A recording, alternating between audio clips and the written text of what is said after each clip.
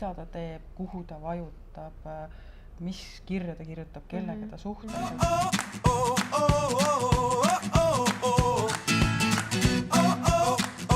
Projektipõhine töö ja selline kaugtöö on ka olnud sinu teema, et sa oled teinud koolitusi sellel teemal ja rääkinud ja kirjutanud.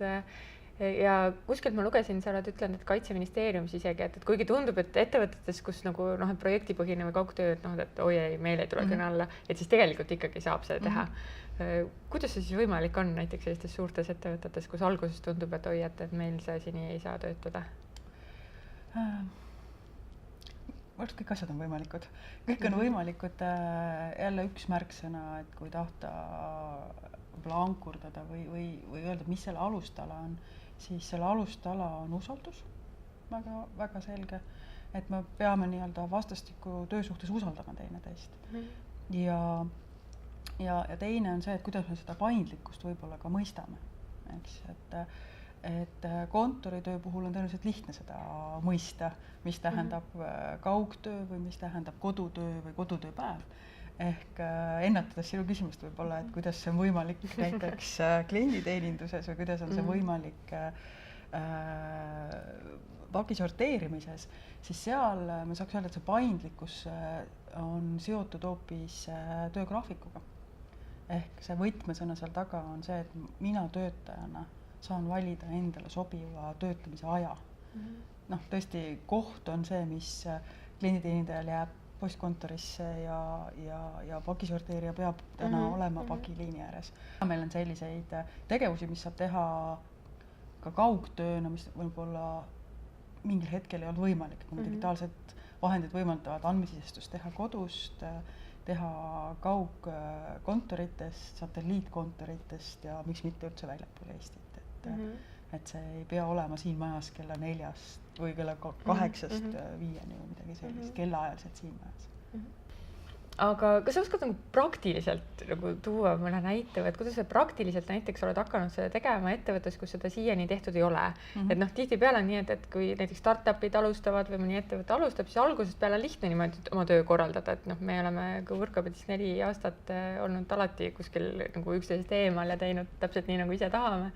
Aga et ühes ettevõttes, kus muidu on olnud selline 9-st 5 töö ja ühtemoodi harjutud, et kuidas siis pihta hakata sellega?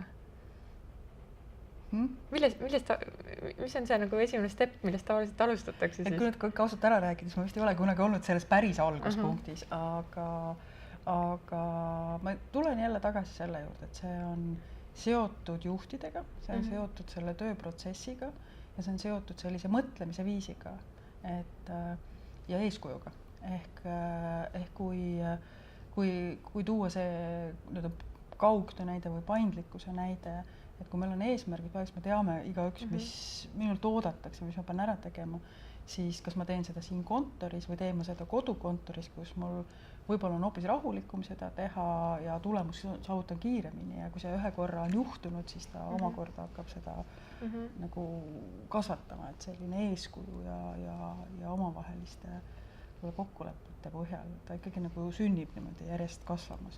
Ja trendina, et mis ju tegelikult on väga selgelt, et inimesed ootavad seda, et ma tegelikult tahan paindlikum, ma tahan ise otsustada, ma tahan ise nii-öelda leida enda jaoks sobivad viisid, kas ma töötan kohvikus, kas ma töötan kodus, kas ma töötan bussis, et see ei peaks olema minu kui tööandja, kontoride puhul minu kui tööandja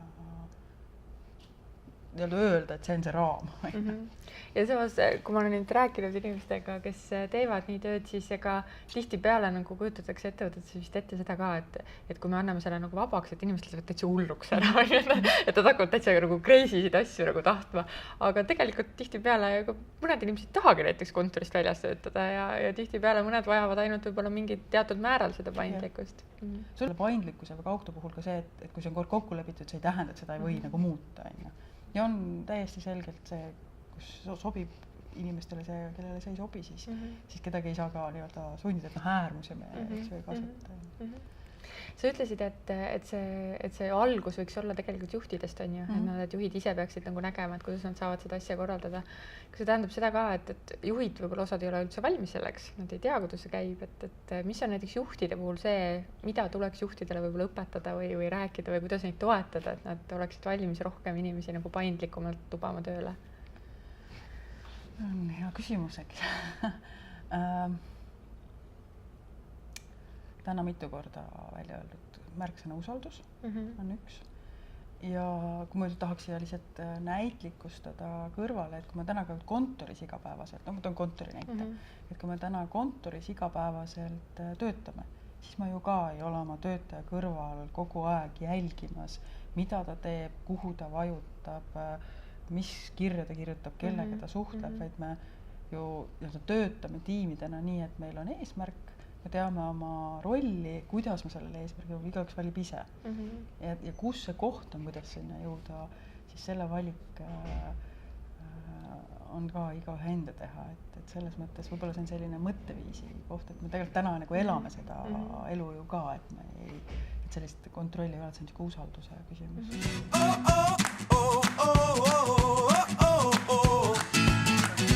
Et kui sa täna enda tiimi värbad inimesi, et siis mis on need asjad, mida sina vaatad kandidaatides, mille järgi sa otsuseid teed? See on vist teema, mis ei ole kordagi nagu muutunud. Vähemalt selle ajaks, kui mina olen värbaja olnud või värbaja rollis olnud. Ehk see on see, mis inimesest vastu vaatab. Ehk kas temas vaatab seda särasilmsust, teotahet, julgust, siis see on see, mille järgi tiimi inimene valida.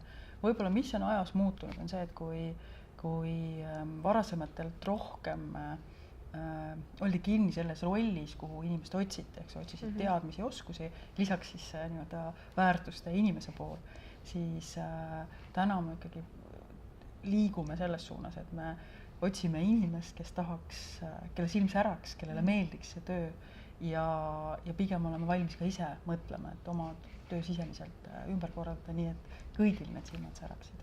Et kui on midagi sellist, mis me saaks veel juurde anda positiivses pooles. Seda, ma olen küsinud seda sama küsimust päris paljudelt personalijuhtidelt, kes värbavad ja see üsna ühesugune on see vastus, et kõik nagu ütlevad, et seda sära ja nagu drive'i, et seda tegelikult värvatakse. Mis siis oskustest saab? Üks kandidaat hiljuti just küsis mu käest, et kas see tähendab siis seda, et oskusi üldse ei vaadata, et kas mul ei pea mingeid oskusi enam ei ole olema, et miks siis mind näiteks tööle ei võeta, et kui mul silmad säravad, aga oskusi ei ole. Et kuidas sa vastad sellele? Kas siis on mingisugused baasoskused, mis lihtsalt on juba täiesti must, mida isegi enam nagu ei tooda välja, et need peaksid olema või kust see piir siis läheb seal? No see sõltub ikka hästi palju erialast, et ilmselgelt kui me inseneri erialas värbame, eks ju, et siis peavad olema teatud oskused. Meil on täna hästi palju toredaid inimesi, kes tahaks tulla tööle, meil on kihvte töötegijaid, kes tahaks tööd teha, siis et kui nende seast nüüd valida ja küsida, et kas kogemus versus siis hoiakute, väärtuste, teotahte pool, ehk kui neid nii-öelda vastandada, siis päriselus me tegelikult neid ei vastanda, et me nagu kombineerime neid sinna kokku.